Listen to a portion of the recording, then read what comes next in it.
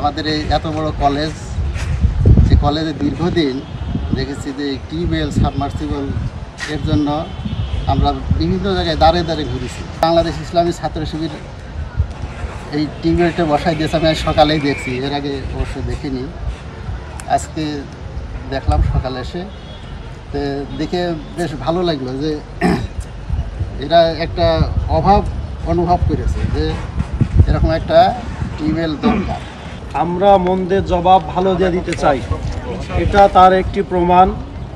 যে কোনো প্রতিকূল পরিস্থিতির মাঝেও ইসলামী ছাত্র শিবির ছাত্রদের সাথে ছিল, ভালো কাজের সাথে ছিল, ভবিষ্যতেও সকল প্রকার ভালো কাজের সাথে থাকবে ইনশাল্লাহ।